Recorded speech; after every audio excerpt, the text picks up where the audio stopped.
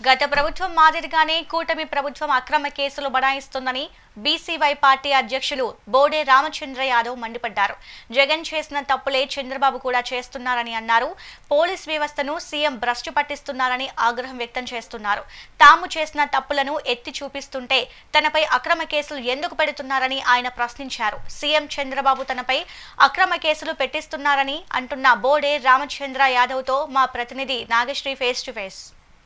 27 అక్రమ కేసులు అయితే జగన్ బనాయించాడని చెప్పి కూడా బీసీవై అధ్యక్షులు బోడే రామచంద్ర యాదవ్ తెలపడం జరిగింది. దీనికోసం ఈయన తరఫున అప్పట్లో అసెంబ్లీలో కూడా చంద్రబాబు నాయుడు పోరాటం చేశారని కూడా చెప్తూ ఉన్నారు. మరి ఇప్పుడు వాళ్ళే స్వయంగా ఇప్పుడున్న ప్రభుత్వం కూటమి ప్రభుత్వం కూడా అక్రమ కేసులు ఎందుకు బనాయిస్తున్నారనే విషయం కూడా ఆయన ప్రస్తావించారు. సరే, ఎందుకు ఏంటి మీరు ఏమన్నా ప్రభుత్వానికి ఏమన్నా టార్గెట్ అయ్యారనుకోవచ్చా? అది మీరు ప్రభుత్వంలో ఉన్న వాళ్ళని ఆ ప్రశ్న అడగాలి. ఎందుకంటే నేను ఈరోజు ఎక్కడ వాళ్ళలాగా అధికారాన్ని అడ్డం పెట్టుకొని దోపిడీ చేయలేదు, కాంట్రాక్టుల పేరు చెప్పి వేల కోట్లతో నొక్కేయలేదు, అదేవిధంగా భూముల దోపిడీ చేయడమో లేదంటే మరో అంశమో మరో రకంగా చేయలేదు.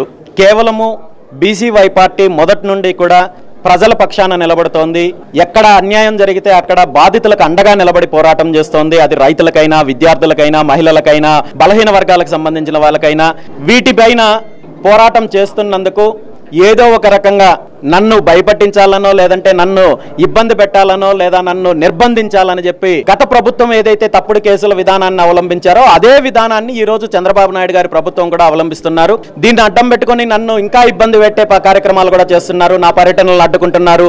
ఈ రోజు అయినప్పటికీ కూడా గౌరవ న్యాయస్థానాలు ఉన్నాయి కాబట్టి ఈ రోజు నాకు న్యాయం జరుగుతుందనే నమ్మకంతో ఈ రోజు ప్రజలకు అండగా నిలబడాలనే ఆలోచనతో ఈ రోజు కార్యక్రమాలు చేస్తున్నాము. ఖచ్చితంగా రాబోయే రోజుల్లో కూడా ఈ రాష్ట్రంలో ఎవరికి అన్యాయం జరిగినా ఈ ప్రభుత్వం ఎలాంటి ప్రజా వ్యతిరేక విధానాలు అమలు చేయాలని ప్రయత్నం చేసిన బీసీవై పార్టీ రాజీ లేని పోరాటం చేస్తుంది. అందులో ఏమాత్రం అనుమానం లేదు. ఇప్పటి వరకు ఎన్ని కేసులు పెట్టారు సార్? ఎక్కడెక్కడ పెట్టారు? అసలు ఎందుకు ఈ అక్రమ కేసులు అనేది ఎందుకు బోడే రామచంద్ర యాదవ్ పైన పెట్టాల్సి వచ్చింది? మీరు తిరుమలలో అంటున్నారు, అలాగే వైజాగ్లో అంటున్నారు. అంటే ఒకే చోట కూడా చాలా కేసులు బనాయించారని కూడా చెప్తూ ఉన్నారు. ఏంటి కేసులు డీటెయిల్స్ ఏంటి? ఈరోజు నాకు తెలిసినవైతే సుమారు ఈ చంద్రబాబు నాయుడు గారి ప్రభుత్వం వచ్చిన తర్వాత 10 కేసులకు పైగా పెట్టారు. నాకు తెలియకుండా ఇంకా ఏమైనా కేసులు ఉన్నాయేమో అనేది కూడా ఒక రకమైన అనుమానం ఉంది. ఎందుకంటే నేను గతంలో కరేడు పర్యటనకు వెళ్ళినప్పుడు స్థానిక పోలీసులు నాకు ఒక కేసుకు సంబంధించిన 41 నోటీస్ ఇవ్వడానికి వచ్చారు. ఇంతకు కేసు ఏంటంటే నాకు కనీసము ఆ కేసుకు సంబంధించిన గతంలో ఎటువంటి సమాచారం కూడా లేదు. వాళ్ళు చెప్పినది ఏంటంటే గతంలో నేను సుమారు అంటే ఈ ప్రభుత్వం అధికారంలోకి వచ్చిన ఒక 2-3 నెలల కాలంలో ఒక ప్రాంతానికి సంబంధించిన దేవాలయ సందర్శనకి వెళ్ళాను. ఆ దేవాలయానికి సంబంధించిన ప్రాంతంలో పోలీస్ యాక్ట్ 13 మరో యాక్ట్ అమల్లో ఉన్నప్పుడు మీరు దానికి విరుద్ధంగా ఆ ప్రాంతానికి వచ్చారు, ఆ గుడికి వచ్చారు కాబట్టి మీ పైన కేసు పెట్టామని చెప్పి నాకు సంఘటన జరిగిన సంవత్సరం రోజుల తర్వాత 41 నోటీస్ ఇచ్చే కార్యక్రమం చేశారు. అంటే దాని ఉద్దేశం ఏంటంటే గత 1.5 సంవత్సరం నుండి ఈ రాష్ట్రంలో నేను సుమారు ప్రతి ప్రాంతంలో ప్రతి జిల్లాలో పర్యటన చేస్తూ వచ్చున్నాను. దీన్ని బట్టి ఈ సంఘటన బట్టి నాకు అర్థమైంది ఏంటంటే నేను పర్యటన చేసిన ప్రతి జిల్లాలో కూడా ఇప్పటికే నా మీద అనేక రకాలుగా తప్పుడు కేసులు పెట్టారని అనుకుంటున్నాను. దీని మీద కూడా నేను న్యాయస్థానం ద్వారా సమాచారం తెప్పించుకునే ప్రయత్నం చేస్తున్నాను. మీరు ఎన్ని కేసులు పెట్టినా ఏం చేసినా నేనైతే ఒక్కటే చెప్పదలుచుకున్నాను, ఈ పోరాటం విషయంలో నేను వెనకడుగు వేసే క్వశ్చనే లేదు. ప్రజలకు న్యాయం జరిగేంత వరకు, బాధితులకు న్యాయం జరిగేంత వరకు అండ్ మీ దోపిడీ ప్రభుత్వము ఏదైతే మీ దోపిడీ వ్యవస్థ ఉందో దీన్నంతటికీ కూడా ఒక ముగింపు పలికి ఈ రాష్ట్రానికి మీ కబంధ హస్తాల నుండి బయటకు తీసుకొచ్చేంత వరకు కూడా బీసీవై పార్టీ పోరాటం చేస్తుంది. సార్, అంటే పర్యటనకి వెళ్ళేటప్పుడు మనం పోలీస్ పర్మిషన్ తీసుకొని వెళ్తాం. ఇప్పుడు లాస్ట్ టైం మనం చూసుకున్నట్లయితే జగన్ కూడా ఇలా పర్యటన వద్దన్నా కానీ చేసినప్పుడు ప్రాణాలు పోయాయి, కనిపించాయి. సో అలా ఏమన్నా జరిగిందా? ఏమన్నా చెప్పారా, ఇంటిమేట్ చేశారా? లేదు అంటే అసలు పర్యటనే వద్దు, మీరు ఇలాంటి వాటిపై ప్రజల వద్దకు వెళ్ళొద్దని ఏమన్నా ఇంటిమేట్ చేశారా?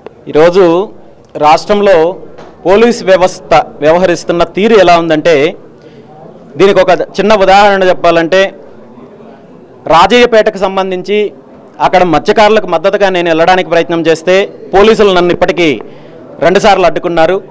అడ్డుకున్న ప్రతిసారి వీళ్ళు ఏం చెప్తున్నారంటే మీరు హైకోర్టు నుండి పర్మిషన్ తీసుకురండి, మేము అనుమతిస్తామని చెప్తున్నారు. ఇదే పోలీస్ అధికారులు నేను ఒక్కటే ప్రశ్నిస్తున్నాను, ఇదే అంశానికి సంబంధించి ఇదే సమస్య పైన అదే ప్రాంతానికి ప్రతిపక్షంలో ఉన్న వైఎస్ఆర్ కాంగ్రెస్ పార్టీకి సంబంధించిన సుమారు 50 మంది నాయకులు, ఉత్తరాంధ్రకి సంబంధించిన నాయకులు గత 4 రోజుల క్రితం పర్యటనకు వెళ్తే ఏ ఒక్కరిని మీరు ఎందుకు అడ్డుకోలేదు? మరి నన్ను మాత్రమే ఎందుకు అడ్డుకుంటున్నారు? అంటే ఈ రాష్ట్రంలో అయితే తెలుగుదేశం పార్టీ ఉండాలి, లేదంటే వైఎస్ఆర్ కాంగ్రెస్ పార్టీ ఉండాలి, మూడో వ్యక్తి ఉండకూడదు. మీరు ఏదైతే చీకటి ఒప్పందాల ద్వారా చేసుకొని ఈ రాష్ట్ర ప్రజలను రాష్ట్ర ప్రజలకు సంబంధించిన ఆస్తులను కాజేయాలని చూస్తున్నారు, దాంట్లో భాగస్వామ్యం చేసుకుంటున్నారు. కాబట్టి వాళ్ళు ముందుకుండొచ్చు తప్ప దీని మీద నిజంగా పోరాటం చేయడానికి, బాధితులకు న్యాయం చేయడానికి, బాధితులకు అండగా నిలబడడానికి ఎవరైనా ముందుకొస్తే వాళ్ళను రానివ్వమనే ఒక సిద్ధాంతం ప్రకారం ఏమైనా చేస్తున్నారో ఇది పోలీస్ అధికారులు సమాధానం చెప్పాల్సిన అంశము. మీరు ఇలాంటి చర్యల వల్ల మీరు ప్రజల్లో చులకనవ్వడంతో పాటు ప్రజల యొక్క ఆగ్రహానికి కూడా గురి కావాల్సి వస్తుందని చెప్పి సందర్భంగా హెచ్చరిస్తున్నాను. జగన్ చేసిన లిక్కర్ స్కామ్ ఉంది, లేదంటే ఇటు ప్రభుత్వం ఇప్పుడు నకిలీ మద్యం కూడా కొత్తగా వెలుగులోకి వచ్చింది. ఏం చెప్తారు? అంటే లిక్కర్ స్కామ్లో చాలా మంది ఇప్పటికే జైలు పాలవడం జరిగింది. ఇప్పుడు లిక్కర్ స్కామ్లో వెనక ఎవరెవరు ఉన్నారో కూడా బయటకు వచ్చే పరిస్థితి కనిపిస్తుంది. ఏం చెప్తారు దీని మీద? కేవలం లిక్కర్ స్కామే కాదు, భూముల దందా కాదు, ఈ రాష్ట్రంలో జరుగుతున్న ప్రతి స్కామ్ వెనక కూడా ఈ రెండు పార్టీల యొక్క హస్తం ఉంది. అధికారంలో ఉన్న వాళ్ళు, ప్రతిపక్షంలో ఉన్న వాళ్ళు ఒక పద్ధతి ప్రకారము వీళ్ళు ఇంటర్నల్గా వాటాలు పంచుకొని ఈ రాష్ట్ర ధనాన్ని, ఈ రాష్ట్ర యొక్క సంపదని లూటీ చేసే కార్యక్రమం చేస్తున్నారు. ఇది అనేక సందర్భాల్లో బయటకు వచ్చింది. రాబోయే రోజుల్లో ప్రజల ముందుకు ఇంకా తీసుకెళ్లడంలో బీసీవై పార్టీ పూర్తి స్థాయిలో కృషి చేస్తుంది. ఫైనల్ గా బీసీవై పార్టీ ప్రజల్లోకి ఎలా ముందుకు వెళ్ళిపోతుంది? సో మీ కార్యవర్గ సమావేశాలు కానీ, లేదంటే ప్రజల్లోకి వెళ్ళే కార్యక్రమాలు కానీ ఎలా చేయబోతున్నారు?